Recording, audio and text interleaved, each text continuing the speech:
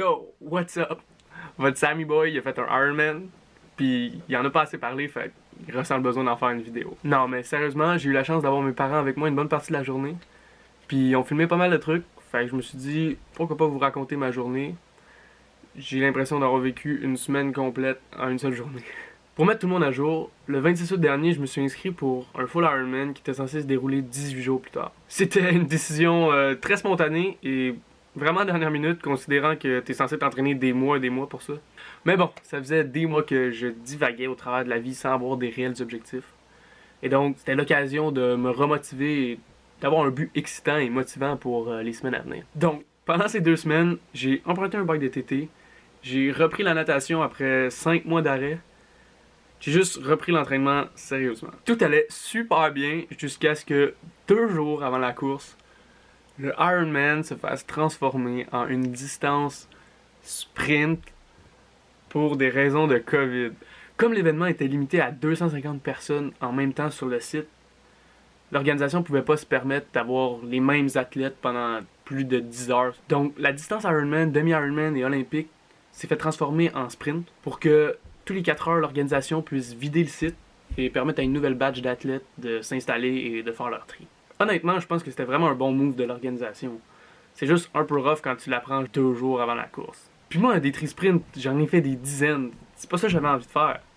Moi, je voulais faire un Ironman. Donc, en moins de 24 heures, j'ai réussi à m'arranger pour avoir accès à un lac. J'ai tracé mon parcours de 180 kg à vélo, puis mon parcours de marathon. Et donc, le lendemain matin, je me levais à 4 heures pour faire mon Ironman. On arrive au lac d'Offord vers 6h30, et là, on arrive devant un spectacle. Il faisait 2 degrés dehors, le lac devait être autour de 18 degrés, et donc toute l'eau s'évaporait. Honnêtement, moi, je trouve ça magnifique. Anyways, je commence à me changer, et il faisait vraiment froid. Même avec mon wetsuit, mon hoodie, puis plusieurs couvertures, je gelais. Et je me souviens avoir fait la réflexion. Sam, qu'est-ce que tu... Il est 6h30, tu pourrais être au chaud dans tes couvertures. Ben non, t'es là, dehors, tu te lances dans un Ironman. What the hell is wrong with you?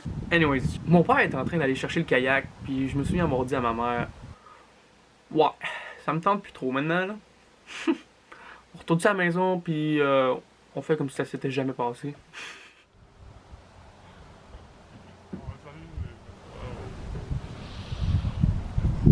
Anyways, je finis par me convaincre de rentrer dans l'eau. J'essaie de pas trop penser au fait que j'en ai pour plus de 12 heures.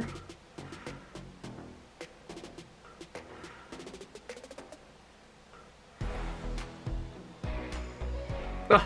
Ça, ce sourire-là, c'est... Je souris, mais à l'intérieur, j'ai peur, j'ai pas envie, et je sais pas qu'est-ce que je fais de ma vie. Bref, c'est l'heure, donc je me lance, et honnêtement, je l'ai marqué sur Strava, mais one of the most beautiful and fun swim I've ever done. Ever! C'était tellement hot de nager dans la brume comme ça, c'était comme nager dans un nuage. Mais bon, quand même, heureusement que mon père était là en kayak pour me diriger, sinon ça aurait été un peu dangereux.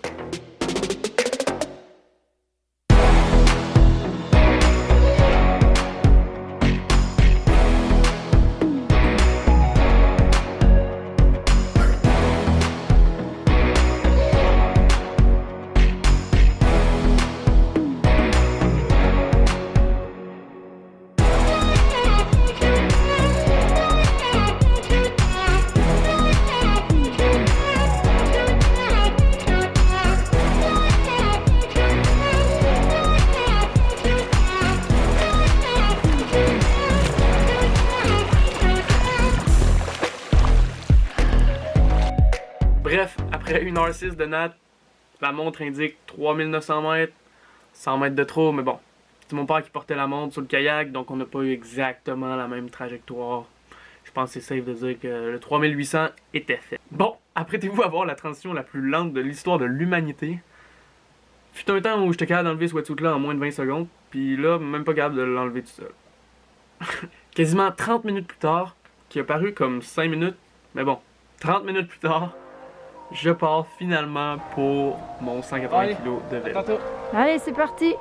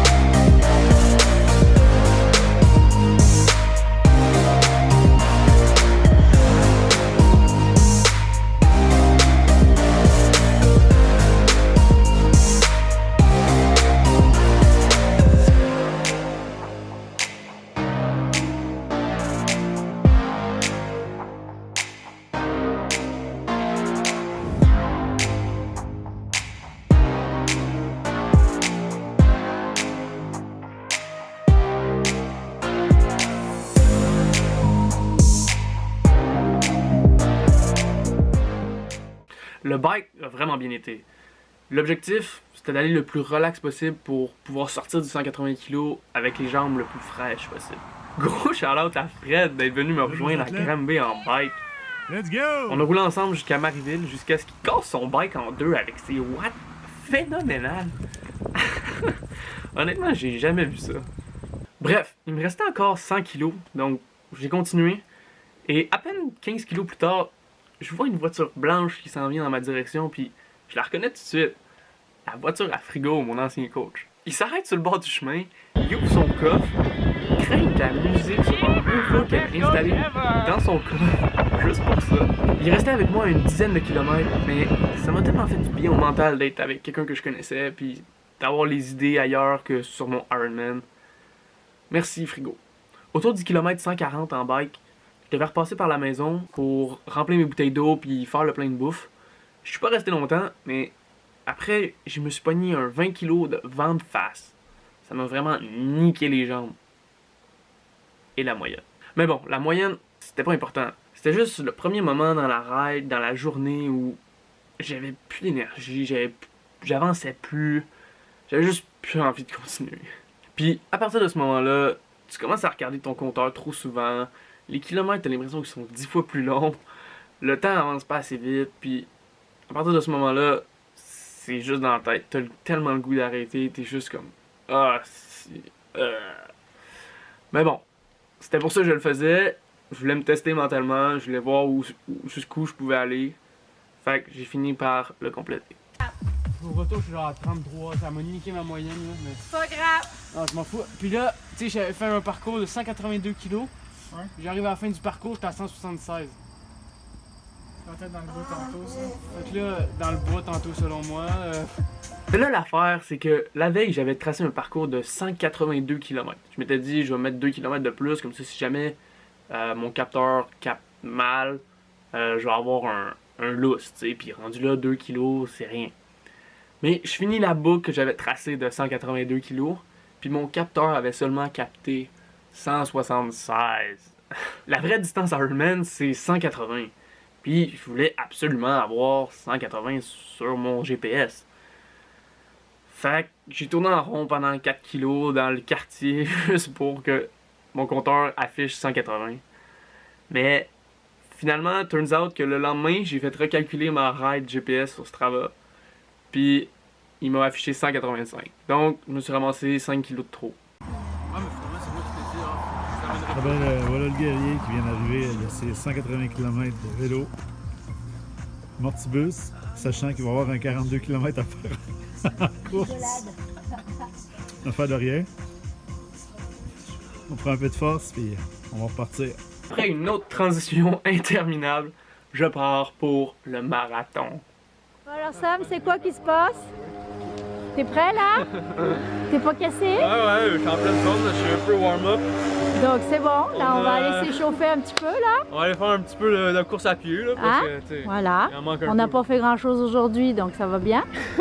Hein? Ça Ouais. tombe bien, hein? Bon alors on y va.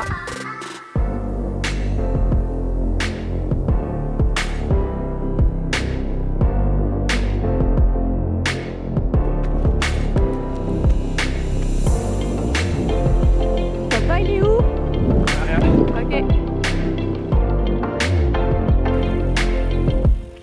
4 km de fait.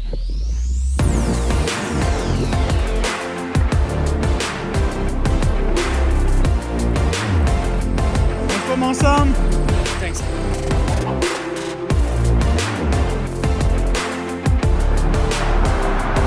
Allez Sam!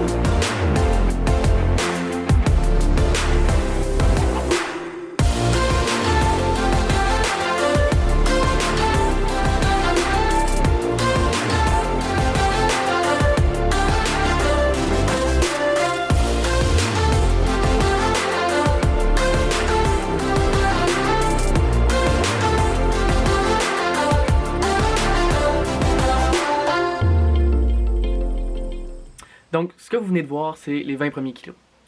J'avais prévu faire une grande boucle au début de 20 kilos, puis de faire les 22 derniers kilos sur une petite boucle dans mon quartier où je pouvais passer souvent devant la maison. Honnêtement, les 20 premiers kilos, ils ont vraiment bien été.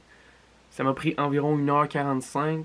Le problème, c'est qu'à partir du kilomètre 7, j'ai commencé à ressentir une vieille blessure que j'avais au genou, que j'avais réglée depuis longtemps. Tout ce que je me disais, c'était fini les 20 premiers kilos, rendu chez toi, tu prendras une bonne pause, tu t'étireras, tu te masseras, tu prendras le temps qu'il faut pour repartir et faire les 22 derniers.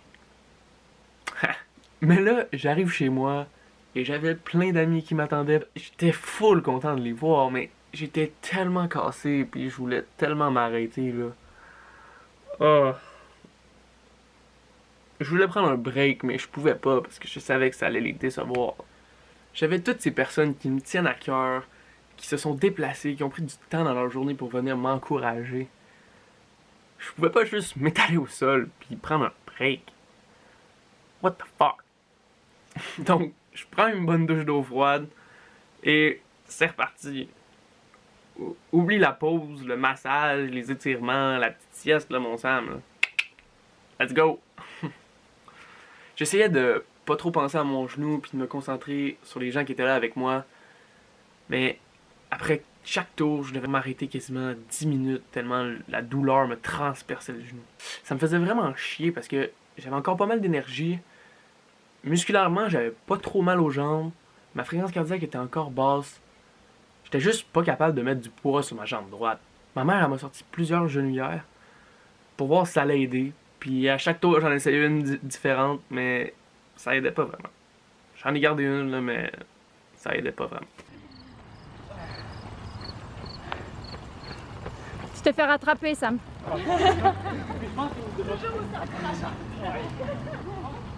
Bref, jusqu'au kilomètre 33, je faisais un tour de course du quartier qui était environ 1,2 kg. Et après ça, il fallait que je m'arrête devant chez nous pour m'étirer, me masser. J'étais pas capable d'enfiler les tours un à la suite de l'autre. Va vite!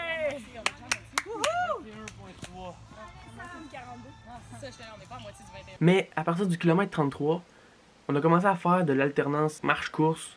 Puis ça m'a vraiment aidé. En gros, je marchais les petites largeurs du rectangle, puis je courais les grandes.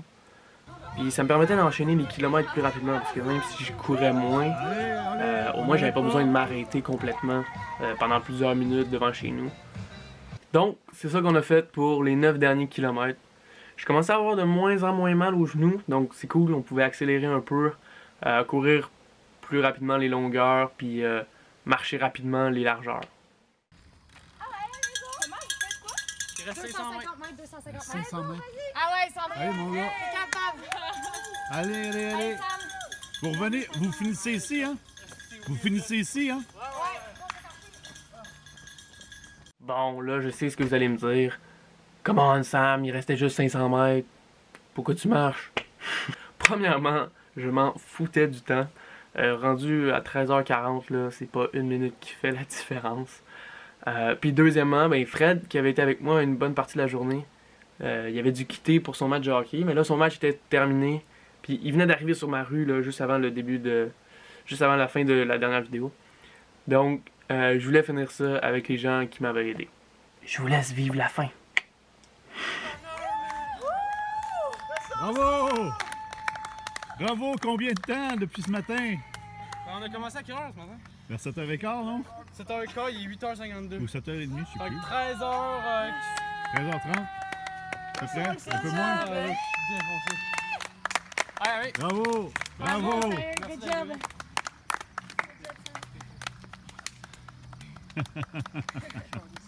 Attends, faites plaisir de nous aider pour les 600 mètres.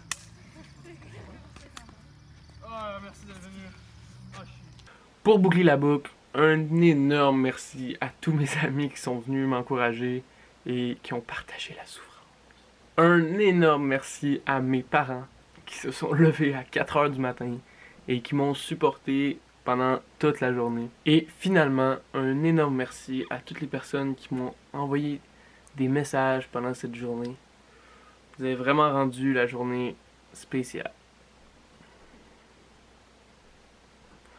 Bon, allez, ciao!